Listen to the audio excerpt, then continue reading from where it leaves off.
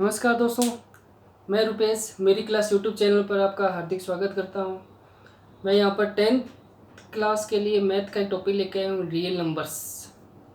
Real numbers यानी कि वास्तविक संख्याएं। वास्तविक संख्याओं पर एक्चुअल में इस एक्सरसाइज के अंदर मोस्ट इम्पोर्टेंट टॉपिक है यूक्लिड एल्गोरिथम। यूक्लिड की डिवीजन एल्गोरिथम है, उसका यूज किस प्रकार से हमें रियल नंबर्स के साथ में करना है। रियल नंबर्स के अंदर पॉजिटिव इंटीजर्स भी होते हैं और नेगेटिव इंटीजर्स भी होते हैं। तो इसमें हम पॉजिटिव इंटीजर्स को लेकर कुछ एक एल्गोरिथम पढ़ेंगे जिसे यूक्लिड ने फाइंड आउट की थी, यूक्लिड ने ही बताया था, तो इसलिए इसका नाम क्या रखा गया है, यूक्लिड एल्गोरिथम। यूक्लिड की division algorithm, Euclid's division algorithm. तो हम इसको पढ़ेंगे एक कुछ एग्जाम्पल के साथ में।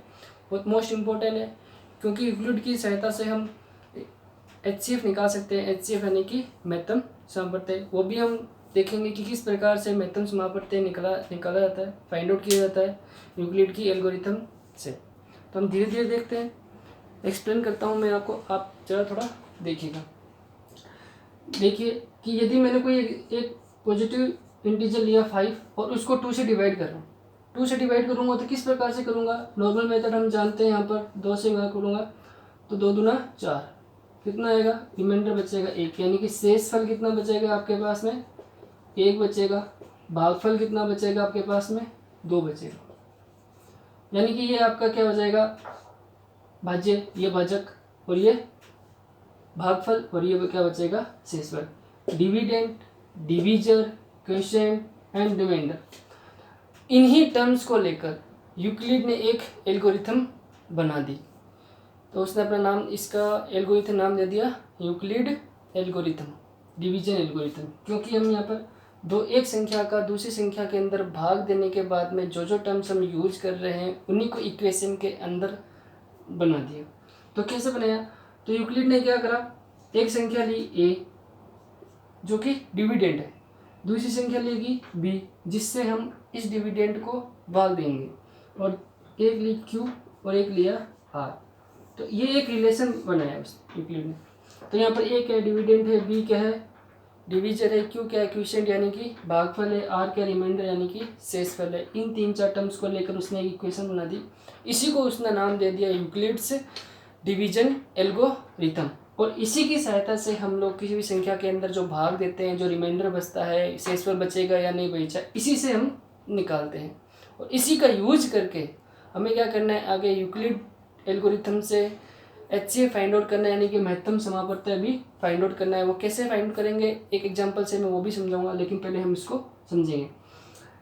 ये भी A और B क्या है, 2 पॉजिटिव नंबर्स हैं, ये भी ध्यान रखना है आपको, 2 पॉजिटिव नंबर्स हैं। और Q और R भी क्या है, पॉजिटिव नंबर्स है, नेगेटिव नंबर्स नहीं लिए हैं, ये पॉजिटिव नंबर्स ही लिए हैं।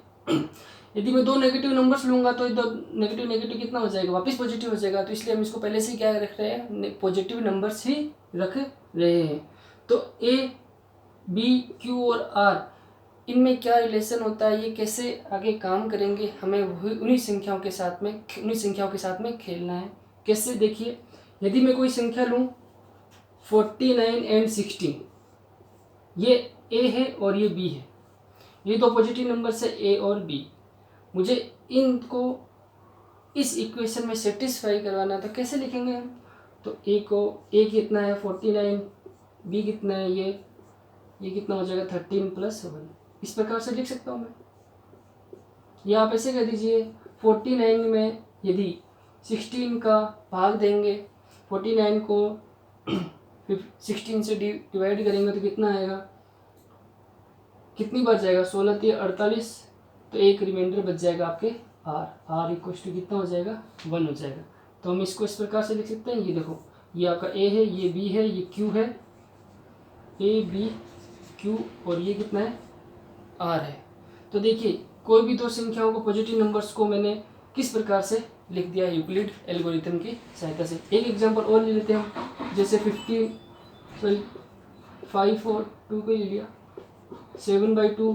तो हम इसको कैसे लिख सकते हैं, 7 को 2 × 3 + 1, ठीक है।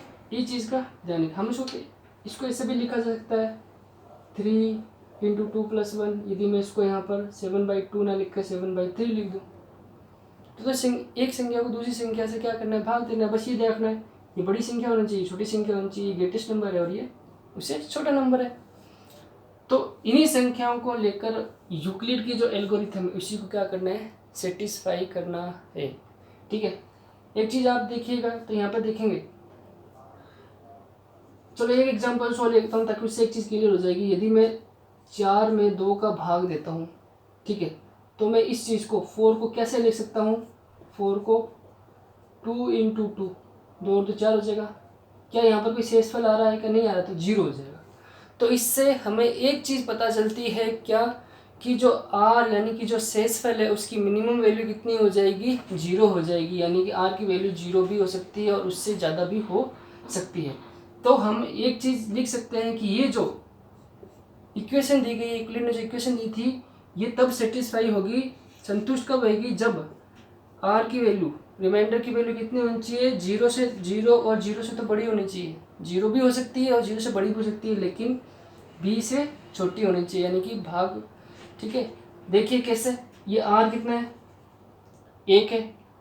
ठीक है, यहाँ पर आ रहा है 1, और ये कितना है, b है।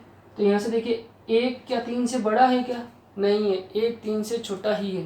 तो r की वैल्यू कितनी हो जाएगी, b से इक्वल टू नहीं है, ये ओनली लेस देन b है। तो सेटिस्फाई हुई है इक्वेशन कब, ये इक्वेशन तभी वैलिड होगी जब r की value greater than equal to 0 और लेस देन b होगी। ये यूक्लिड की डिवीजन एल्गोरिथम का स्टेटमेंट भी यही है कि यदि दो धनात्मक संख्याओं को लिया जाए और उसको इस इक्वेशन में लिखाया जाए तो दूसरी धनात्मक संख्या q और r के लिए ये तभी वैलिड होगी ये इक्वेशन जब r लेस देन b और ग्रेटर देन इक्वल टू 0 होगी।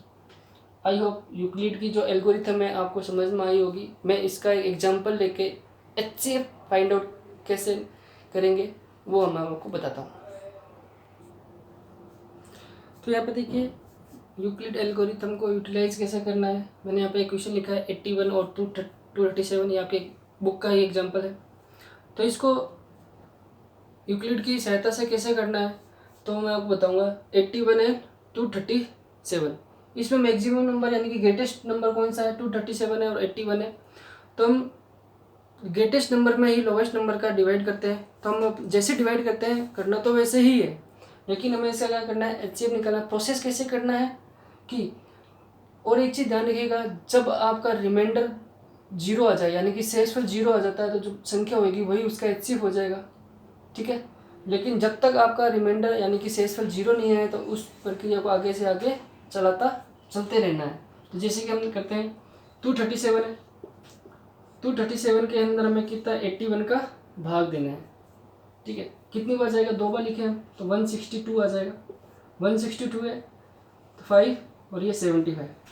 तो क्या यहाँ पर रिमाइंडर 0 आएगा, रिमाइंडर 0 नहीं आया। मैंने कहा था रिमाइंडर तब 0 नहीं है तब तक हम यह प्रोसेस जो आगे से आगे करते जाएंगे। तो 81 को आप अब क्या बन जाएगा, ये 81 है, 81 आपका डिविडेंड बन जाएगा और जो रिमाइंडर है वो आपका क्या बन जाएगा, डिवीजर बन जाएगा। ठीक है, तो यहाँ पर भाग दीजिए, कितनी बार जाएगा, एक बार जाएगा 75। तो रिमाइंडर कितना आ जाएगा, 6 आ जाएगा। क्या यह रिमाइंडर अभी भी 0 है, नहीं, ये अभी भी नॉन जीरो संख्या है। जब तक नॉन जीरो संख्या हमें मिलती रहे तब तक हमें ये प्रोसेस क्या करना है, रिपीट करते जाना है। तो ये स्टेप बाय स्टेप है, इनको हम स्टेप में भी लिख सकते हैं कि यूक्लिड के स्टेप्स को समझाइए। इस प्रकार से भी कोई क्वेश्चन आता है तो आप स्टेप्स को भी समझा सकते हैं। तो अब 75 क्या बन जाएगा, डिविडेंड बन जाएगा, और जो रिमाइंडर 6 है वो क्या बन जाएगा, डिवीजर बन जाएगा। तो देखिए कितनी बार आ जाएगा, 1 और 2 72। ठीक है, तो कितना आएगा, ये 3 बजेगा।